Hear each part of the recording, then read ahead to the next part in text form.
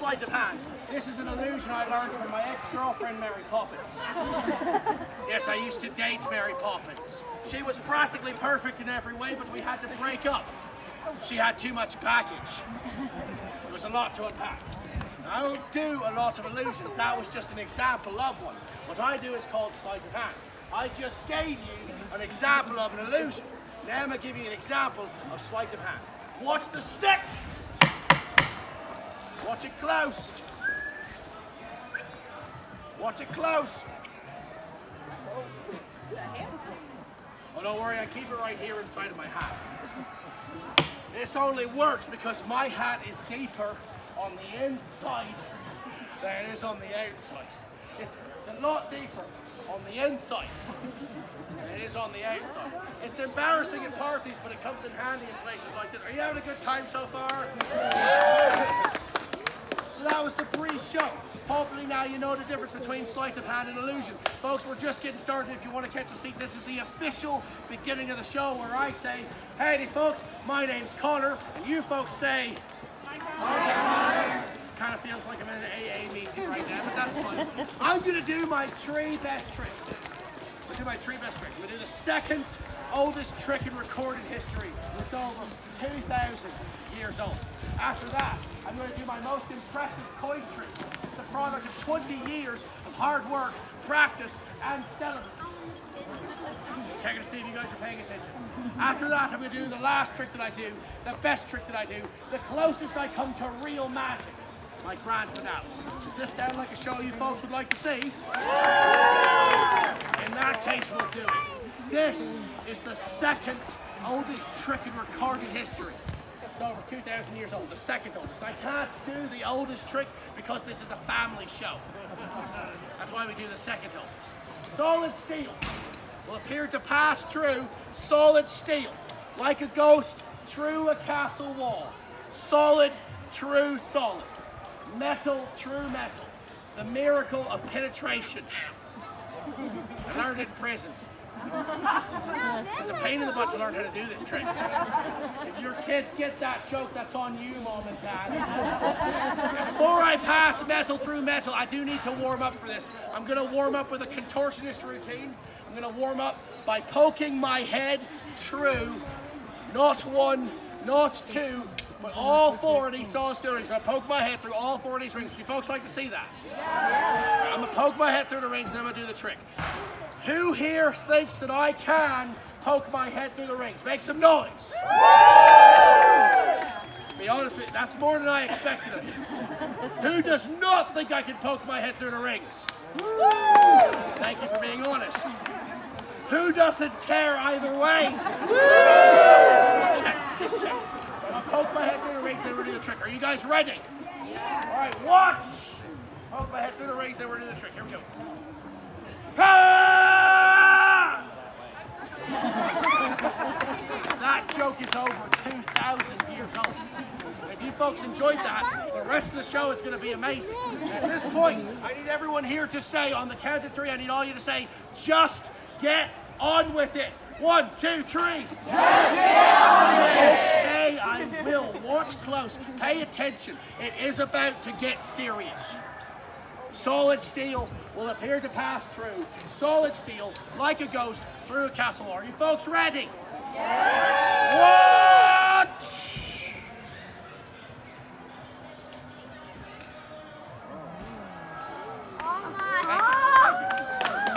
Don't worry, some people are not as impressed as you guys are.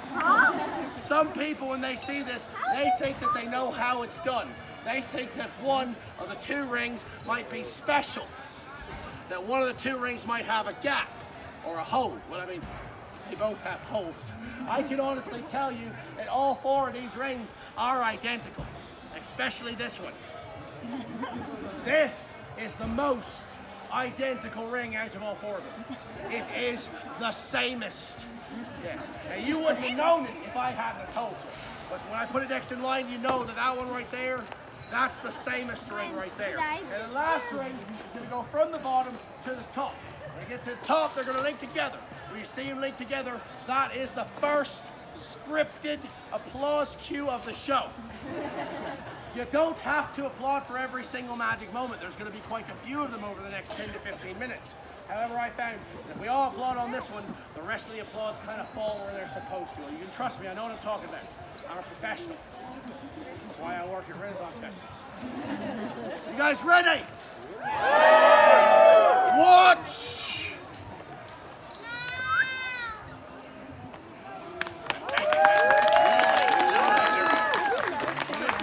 Now that all four of these rings are linked, guess what I gotta do now?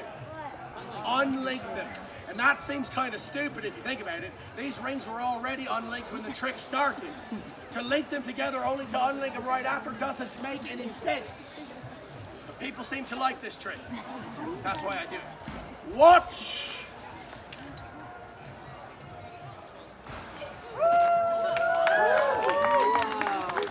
Some people, they see this, they say, how? How does he do it? Other people, they say, why? Why does he do it? I can't explain how. You see these rings right here, sir? These rings only look linked from the front. If you turn to the side, you can tell they're not really linked. From the front, it is a very convincing illusion, right? They look really linked. Only when you look at the front, though. You turn to the side, it's obvious. They're not really linked. They just look like it from the front. It's all about angles and perspective. They only look linked from the front. Are you guys having a good time so far? Has anyone here ever seen a magician plucking coins out of thin air before? Good, because I can't do that one no how. I was told not to. It was my first day performing magic here in America. An older magician, he come up to me, he said, Connor, that's me by the way, Connor. He said, Connor, don't go plucking coins out of thin air. If you do that, people get this crazy idea that you can just make money appear. You don't want people thinking that about you. Not in Missouri. So instead, I'm going to take the coins that I do have and move them around a bit. But first, I have to do what's called calibrating the audience. Real quick, folks, I'm about to do a coin trick, so I would invite you, if you'd like to come and stand right here, you'll be a little bit closer, you'll see a little bit better. Now's a good time to do it. Oh, yes. Trust me, I know what I'm talking about. I've done this before. Now, this section of the audience right here, can you all see there's 1, 2, 3 coins there? Yes. Right, cool. This section right here in the middle, can you see 1, 2, 3 coins there? Yeah. Over here, 1, 2, 3. Now this is important because each one of these 3 coins are going to jump from one hand to the other hand, visibly one at a time. They're going to go from here to there, from this hand to that hand, from thither to yon. Would you folks like to see that? Yeah. All right, I'm going to do it, but I got to warn you. I get a lot of complaints. People say stuff like, you were moving too fast. I wasn't ready. I don't want to hear that crap out of none of you. So are you guys ready? Yeah. Watch close. That's 1, that's 2, that's 3 coins. They're going to go from here to here, one at a time. Some people, when they see me do this, they think that I must have an extra coin in one of my 2 hands. Other people, they think that I might be throwing the coin from one hand to the other hand so fast that you just can't see it. And let's think about that. In order to throw one of these 2 coins faster than the eye could see, your hand would have to move, wouldn't it, to throw the coin. But if you watch real close, you'll notice my hand doesn't move when it goes from here to here. Are you folks watching? I'll do it in slow motion. Would you like to see it in slow motion? Watch close. From here to here.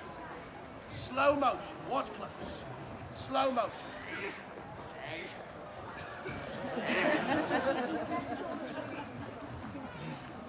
Did you see it? Do you know why? Because I was going slow. If I go at full speed, you can barely see it when it happens, can't you?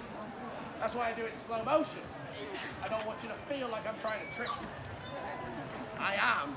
I just don't want you feeling like it while I'm doing it. One last time from here to here, watch close. And if you will remember correctly, I did say that I cannot pluck coins out of thin air. You guys remember when I said that? I think about this a lot, and it bothers me.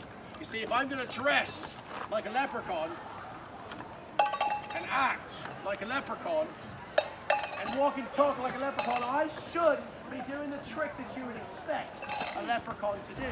I mean, let's think about this logically. If you see a magician with a red beard and a green outfit, you would expect him to be able to just reach out and pluck coins out of thin air.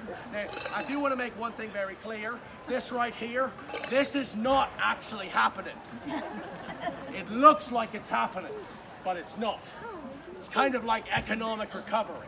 It just looks like it's happening. The way you know that it's not really happening is very simple. All you got to do is look inside of the cup. Inside of the cup. It is the same 3 coins that I started out with. This is because no one can actually make money appear like that. I mean, think about it. If I could actually make money appear like that, then why would I be working at the St. Louis Renaissance Festival? Would you like to know how this trick works? Yeah. All you need is a cup and 3 coins. You put the 3 coins inside of the cup. Whenever you want to make it look like another coin appears, you go to the bottom of the cup. That right there is where you pop one of the coins out through the bottom. Now, no one sees this when it happens. Ask me why. Ask me why. Why? I'm so glad you guys asked, I tell you. The reason why no one sees it when the coin comes out through the bottom of the cup, because the second it comes out, I hide it right here in my hand. This is called palming, because I have the coin in my palm. Do you know what mansplaining is? Well, actually, it's this thing where men explain stuff to you that you already understood very well. The idea here, what I'm trying to say is that when I hide the coin here in my hand, I don't want no one to know it's here, which is why I hold my hand in a natural and relaxed fashion like this. As long as you move in an unsuspicious way, no one's going to suspect that you've got a coin here. And the only reason I explain that to you is so that none of you folks think that I'm actually making money appear. Because I can't. No one can. Now, would you like to see something that I can actually do? Yeah. Watch close, the coin will fall upwards. Watch! Do you believe in mind reading? I knew that. Would you like to know what someone's thinking right now? Nosy, I'll tell you. Right now, someone here is thinking that my ring might be a magnet. Who's thinking the ring's a magnet? Thank you for being honest. It's a good guess. It's a good guess. There's the ring right there. It is not a magnet. That would be too easy. I'm going to do it again without the ring to prove it. Ring's going in the cup. Do it again without the ring, with that prove it's not a magnet. Yeah. Because it's not a magnet. If you want to know what it is, on the count of 3, I need you all to say, what is it? 1, 2, 3. What is it? I'm so glad you asked. I'm going to tell you. It's 10 years worth of practice for 2 seconds worth of entertainment. That's right, folks. 10 years of my life for counting. That's 2 seconds of yours. I wasted that 10 years so that you folks don't have to. But if you do want to learn how to do that trick, you can look it up online. It's called inflation. You get it? Inflation, because the coin's going up. Now, if you are going to look that trick up and learn how to do it, allow me to offer you a bit of advice. If you're going to do this trick, you want to make sure you got 2 things right. 1, you want to make sure you got a coin that's the right size. If the coin's not the right size, this isn't going to work. If it's not the right size, you want to make sure that it's at least made out of the right material. This one is made out of rubber. It's a lot easier to hide a coin this size in your hand when it's made out of rubber. So you fold it up. It's easier because it's rubber. If it were made out of metal, well, then it would be harder to do the trick. The trick would be harder because the coin is harder. It's a grammar and science joke. Would you like to see the coin get smaller, sir? Contain your enthusiasm, it's just a matter of trick. Watch close. Watch as the coin begins to get smaller and smaller. This is a perspective joke. You have to be standing over here to get it. But it's not magic. It's not magic. You see, magic is real. But this right here is not magic. This right here is just a trick. Pretty good one though, if you ask me. Folks, are we having a good time? Are you ready for the grand finale? Now, before I do the grand finale, I do need to take a second to say three very important things. Is that all right with you folks? Please pay attention. This next part is the most important part of the entire show.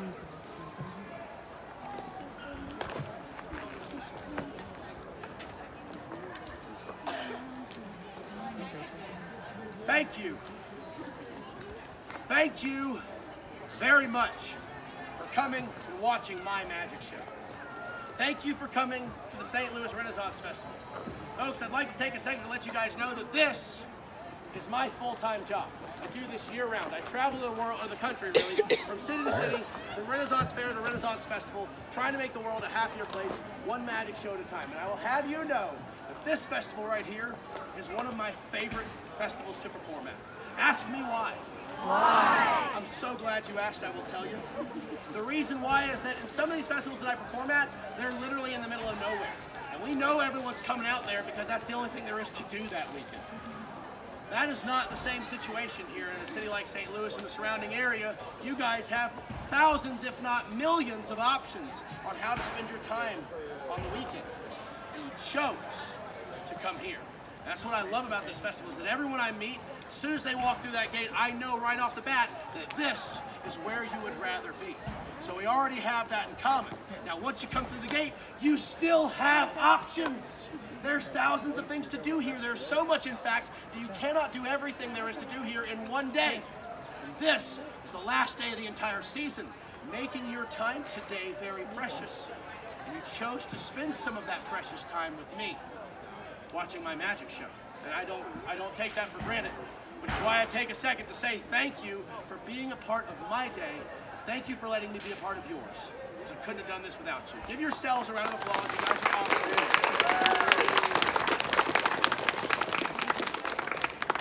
And yes, the Irish accent is fake. I was born in Monroe, Louisiana. Now, the second thing I gotta say before I do the grand finale. Over here is my Uncle Andrew. Everybody say hi, Uncle Andrew. Hi, Uncle Andrew. Uncle Andrew is about to throw me something. When we count from 3 to 1, we're all gonna do it. We're gonna go 3, 2, 1. On one, he's gonna throw it to me. If I catch it, you guys go crazy with a round of applause. If I drop it, you guys go crazy with a round of applause. There's no reason for anyone over there to know I messed up. If they cared, they could have come to the show themselves. You guys ready for this? Yeah. On the count of 3. 1, 2, 3.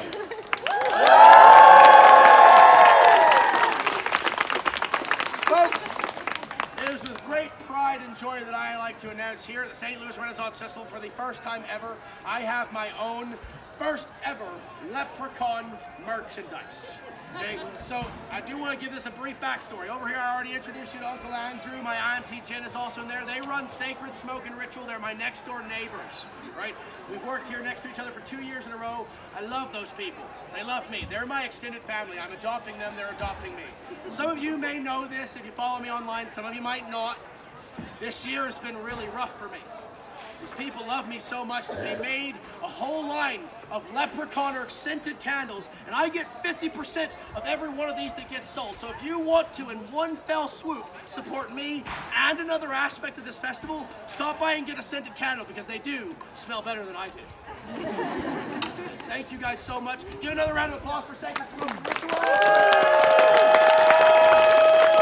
We're getting really good at tossing those back and forth, Andy. Now, the last thing I'm going to say before I do my grand finale is that when this trick is over, the show is over. All good things must come to an end. When my show is over, some of you here might be wondering if there's any way that you can make me as happy as I've tried to make you. There is. At the end of the show, I put out my hat in case anyone wants to tip. Nobody has to tip. I would have done this whole show for free anyway. I kind of already have. But if you really want to tip and you don't have cash, that's fine. There is an ATM right around the corner. Now, again, nobody has to tip. I remember when I first started coming to Renaissance festivals, I saw a lot of performers that I wanted to tip what I thought they were worth. But at that time, in order for me to do that, it meant that I was not going to have a turkey leg that day or an ice cold bottle of water. I made my choice, but I'm encouraging you that if you are in the same situation I was, don't make the same choice I did. Have that turkey leg, drink that bottle of water, take care of yourself. I'm gonna be okay. That's your situation. This show is on me. But some of you might not be in that situation. Some of you here might have brought money specifically for struggling artists, and I want some of it. I think we can all agree that $20 is almost too generous, and $1 is not. That's what you give a bum to make him leave you alone. I think this is a more enjoyable experience if you ask me. Now that my commercial is over, are you ready for the grand finale? This is the closest that I come to real magic. Obviously it's not real magic. I mean, this is a trick. The real magic has already happened. The real magic is when children and grown-ups are watching the same thing together outside. That's not real magic. I don't know what is. This rope right here, this rope does not exist. This rope is not real, but it does have a story. You see, the dwarves made this rope. They named it Gleipnir. Everybody say ooh. Everybody say ah. Now, Gleipnir, that's the rope's name, Gleipnir. It means the rope that cannot be. It doesn't exist, but it's made with the purpose of binding and containing a wolf that can break out of any chain you put around him. So they made a rope that don't exist. How can you break out of it if it don't exist in the first place? It makes a lot of sense if you just don't think about it. It looks possible. It looks possible. And it seems possible. But it's not. Are you guys ready? Yeah. Watch!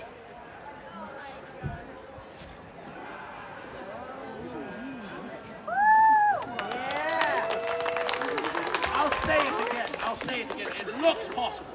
It seems possible. But it's not. Get it? It's not. Thank you to all 5 of you who laughed at this one.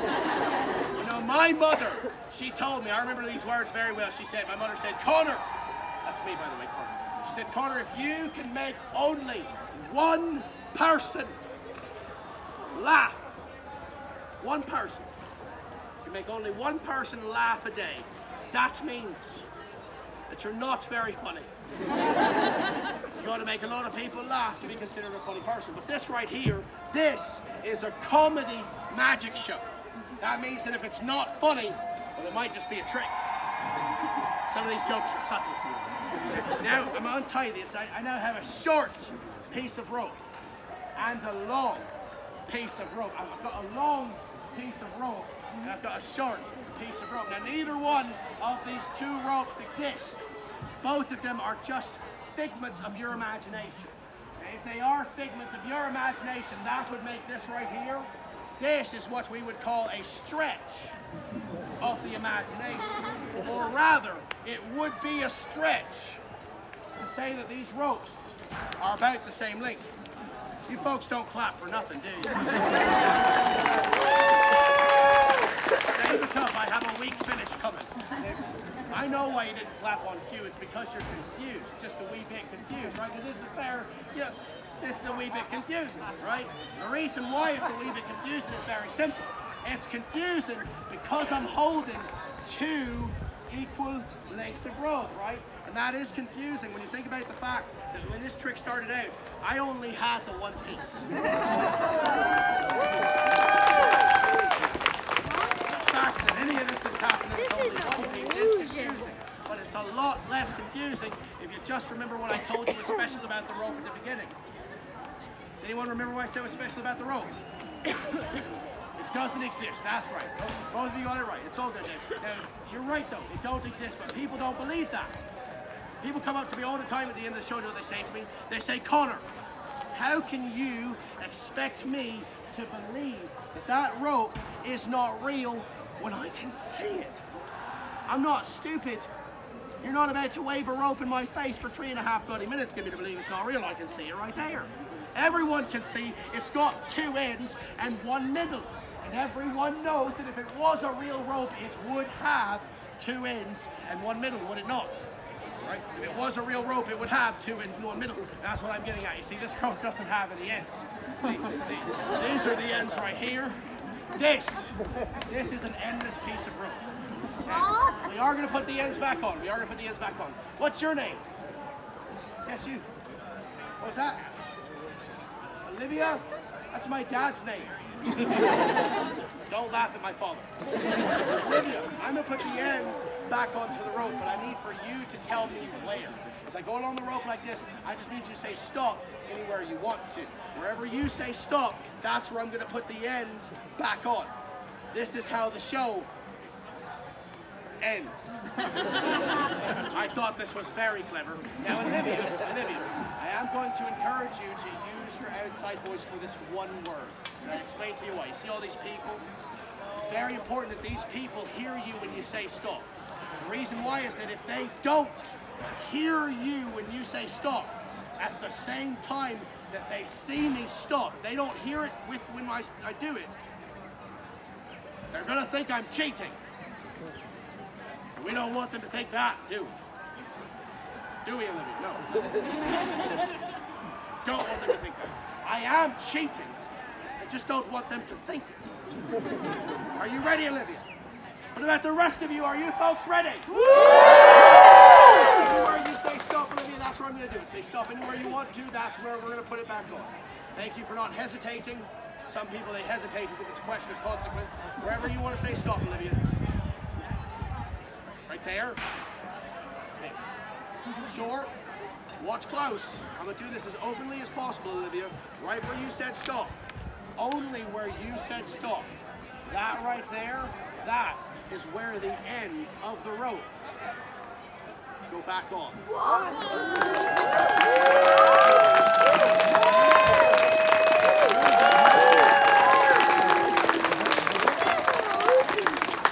Folks, the last thing I'm going to say is this. I do sincerely hope that each and every one of you had a good time.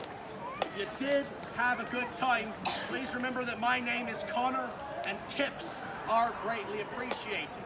If you did not have a good time, instead, remember that my name is David Blaine. And tip anyway. There's no sense in both of us leaving disappointed. But I am not about to stand right here and ask you people for money. I'm gonna stand over there. Thank you guys for coming out, folks. I've got one more show here today, and then I'm heading back to Louisiana. I love you, St. Louis.